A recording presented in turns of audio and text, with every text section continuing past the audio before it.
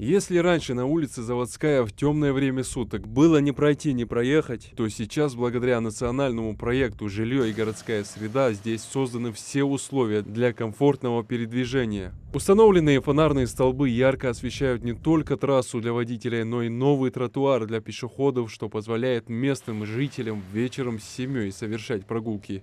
Общая протяженность 800 метров, его освещение его скамейки утят, урны утят.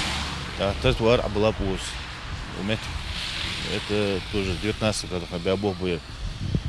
Также дополнительно в 2020 году улица Центральная Туэ по этой программе. Там общая протяженность 920 метров.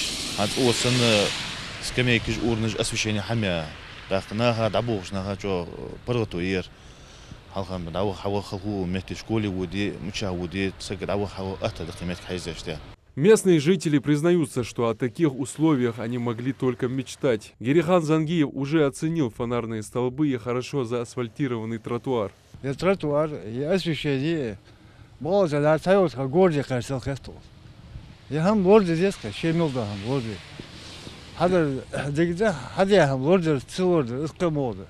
Национальный проект «Жилье и городская среда» был инициирован президентом России в 2018 году. По этой программе в Сунжинском районе было благоустроено 12 общественных территорий. Позаботились и о любителях спорта. С 2020 по 2023 было построено 3 мини-футбольных поля в селениях Бердюрт, Аршты и Алхасты. Озы в Ингушской пане полностью ограждение, освещение, скамейки утят, урны утят, подъезд, а вот парковочный меткиш, за осветление. А просто погода там штивен лодила, а веште хабя бог, дик хабя качественные, а юрта нахачу, ариаз болж, особенно молодежь, хар бисен узлозж.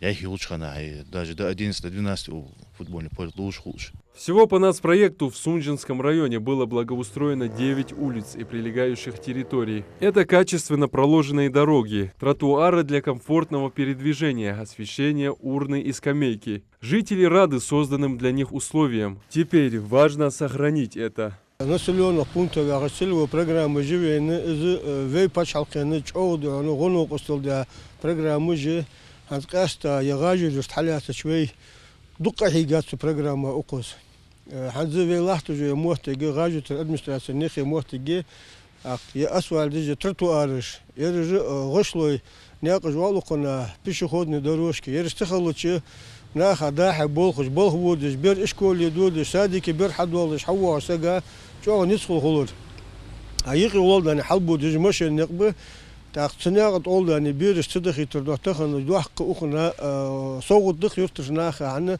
وخذ عبلاش أسود ولدنا غاش داحبه يش دوغ ديال خي لور ديال خي Национальный проект «Жилье и городская среда» предоставлял возможности жителям каждого села выбрать дизайн и образ территории, которые благоустраивали для них. Люди, в свою очередь, активно голосовали в социальных сетях и мессенджерах. Мы перед ними ставили вопрос, они принимали участие, учитывали мнение, и отбор этих проектов происходил именно вот по такому принципу.